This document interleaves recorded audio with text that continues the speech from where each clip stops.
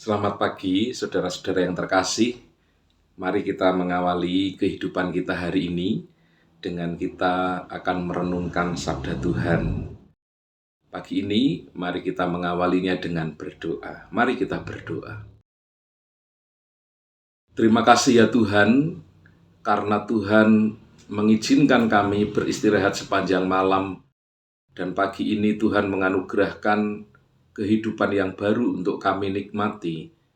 Biarlah firman-Mu yang menjadi bekal kami di dalam memasuki kehidupan kami hari ini, boleh Tuhan sampaikan kepada kami, sehingga kami boleh menjalani kehidupan kami berdasarkan pimpinan firman-Mu.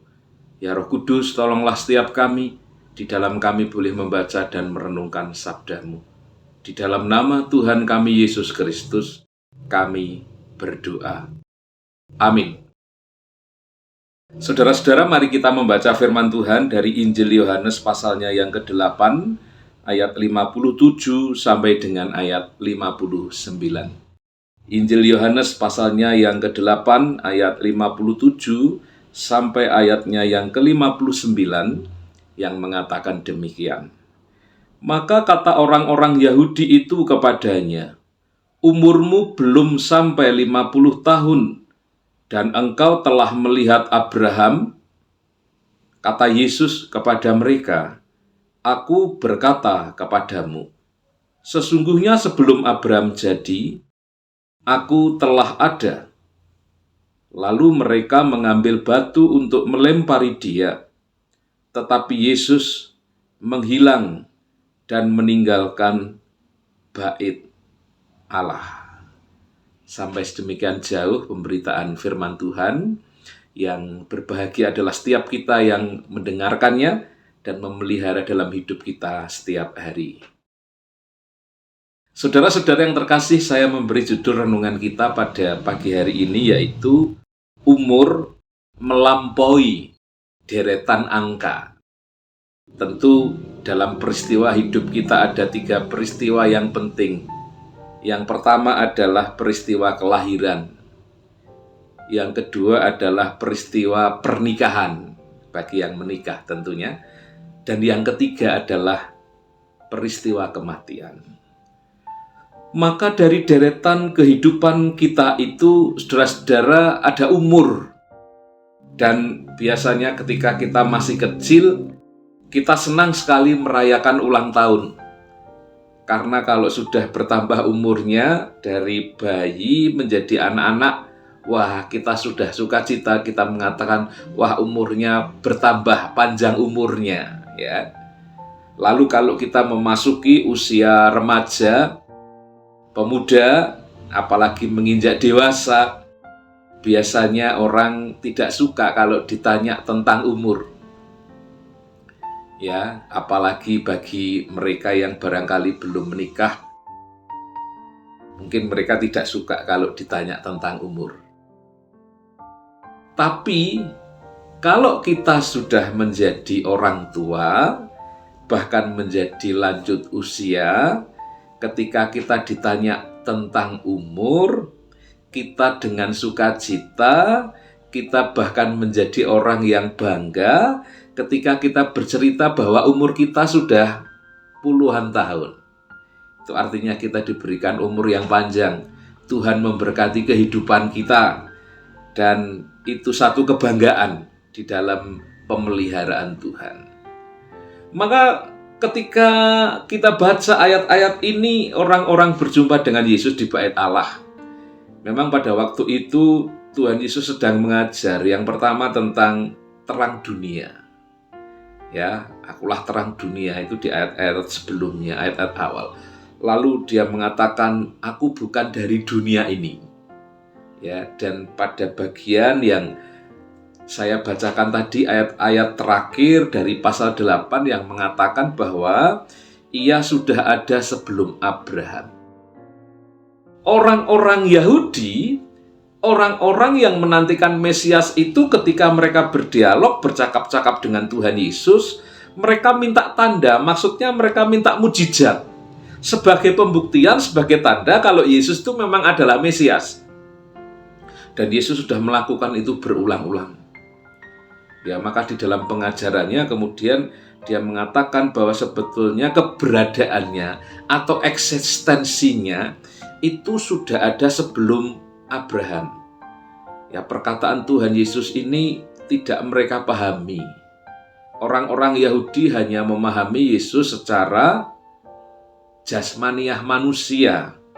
Ya, anak Yusuf dan Maria yang umurnya waktu itu baru 33 tahun. Maka di dalam bagian ayatnya yang ke-57 mengatakan, umurmu belum sampai 50 tahun dan engkau telah melihat Abraham. Padahal yang dikatakan Tuhan Yesus adalah tentang keberadaannya, eksistensinya sebagai yang ilahi, ya, yang keberadaannya memang jauh sebelum ciptaan ada. Abraham adalah manusia, berarti manusia adalah ciptaan. Sementara Yesus adalah Tuhan. Di dalam persekutuan Allah Trinitas, di dalam persekutuan kasih Allah Trinitas, Yesus sudah ada. Bahasa teologisnya itu orang-orang yang kuliah teologi menyebutnya sebagai pra-eksistensi Yesus. Maksudnya, sebelum Yesus, Allah itu menjelma menjadi manusia. Di manakah Yesus? Yesus sudah ada. Di mana? Di dalam persekutuan Allah Trinitas atau Allah Tritunggal. Maka ketika Yesus mengatakan sebelum Abraham aku sudah ada, ia ingin menjelaskan tentang jati dirinya sebagai yang ilahi. Namun sayangnya sekali lagi, orang-orang Yahudi yang saat itu ada di bait Allah nggak mengerti itu. Dia memiliki bapa leluhur yang namanya Abraham, dan dia membandingkan itu dengan Abraham. Umur Abraham berapa? Abraham sudah mati. Kok engkau Yesus, engkau mengatakan ada sebelum Abraham? Berarti apakah engkau ini sedang kerasukan setan? Ya, apakah engkau ini berkata-kata tidak logis? Apakah engkau ketika berkata-kata itu ingin menunjukkan bahwa memang Yesus engkau tidak patut untuk mengajar? Karena itu kalau kita lihat kemudian orang-orang itu marah, ingin mengusir Yesus, bahkan ingin melempari Yesus dengan batu. Di ayatnya yang ke-59, lalu mereka mengambil batu untuk melempari dia. Respon mereka justru bukan bertanya, ingin minta penjelasan lebih jauh tentang perkataan Yesus, tapi mereka menelan mentah-mentah perkataan Yesus itu dan menolaknya. Mereka tidak mau belajar tentang siapa itu Yesus sebagai Allah, sebagai yang ilahi, yang menciptakan seluruh umat manusia termasuk orang Yahudi. Perkataan Yesus itu, saudara-saudara, menimbulkan antipati bagi mereka.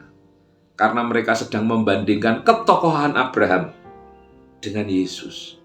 Bagi orang Yahudi, selain Musa, nabi yang besar di dalam kehidupan umat Yahudi, maka Abraham disebut sebagai bapak leluhur bersama dengan Ishak dan Yakub. Maka kalau Yesus mengatakan sebelum Abraham ada, aku sudah ada, itu tidak dapat diterima. Ujung-ujungnya mereka marah, mereka kecewa, mereka ingin mengusir Yesus. Mereka ingin Yesus tidak ada di bait Allah itu, tidak diperlukan lagi pengajarannya. Saudara, bagaimana dengan kita? Ketika kita menerima firman Tuhan yang berasal dari Tuhan Yesus, yang barangkali memerlukan ruang yang lebih luas, ruang yang lebih lebar di dalam hati kita untuk mencernanya, untuk memahaminya, bukan saja berdasarkan konsep yang selama ini sudah kita pahami. Apakah kita juga bersedia membarui diri, menerima pengajaran Yesus itu? Atau kalau kemudian kita membaca firman Tuhan atau mendengarkan firman yang diuraikan di dalam khotbah tidak cocok dengan pemahaman kita, kita bersikap seperti orang-orang Yahudi ini. Kita menolak Yesus. Kita menolak pengajaran Yesus. Kita ingin Yesus pergi jauh-jauh dari kehidupan kita. Saudara, tentu hari ini kita diajak merenung oleh Tuhan. Apakah memang di dalam kehidupan kita memiliki ruang yang cukup luas untuk benih firman Tuhan itu terus tertanam, bertumbuh, dan kita pelihara dalam kehidupan kita? Apakah kita cukup hanya sampai di sini, atau kita terus mau belajar menjadi orang yang rendah hati, orang yang menempatkan dirinya di bawah orang lain maupun di bawah Tuhan untuk menerima pengajaran Tuhan, supaya nama Allah itu ditinggikan? Saya mengajak saudara untuk terus belajar kepada Tuhan Yesus, Guru kita yang agung. Mari kita menjadi orang yang rendah hati, menjadi orang yang terus membaharui diri. Sekalipun mungkin secara usia, secara umur, barangkali kita sudah banyak. Tapi saudara, umur itu melampaui deretan angka. Apalagi umur kita di dalam Tuhan, keberadaan kita di dalam Tuhan, seharusnya kita menjadi orang yang semakin mengikut Tuhan Yesus. Semestinya kita semakin menjadi orang yang rendah hati dan bijaksana di dalam menerima firman Tuhan. Kiranya Tuhan memberkati kita semuanya untuk memasuki kehidupan pada pagi hari ini. Amin. Mari kita berdoa. Tuhan Yesus, kami mengucap syukur untuk firman-Mu yang mengingatkan kami bahwa Engkau sesungguhnya adalah Allah yang di dalam persekutuan kasih Allah Trinitas itu sudah ada sebelum kami ada. Bahkan Engkau akan tetap ada sampai segala sepanjang zaman, karena Engkau adalah Allah yang kekal. Karena itu biarlah ketika kami menaruh iman percaya kami kepadamu, kami tidak melihat hanya keberadaan-Mu ketika Engkau ada di dunia, tapi kami boleh melihat keberadaan-Mu, eksistensi-Mu yang melampaui segala zaman. Dengan demikian kami menjadi pribadi-pribadi yang boleh menempatkan Tuhan secara benar.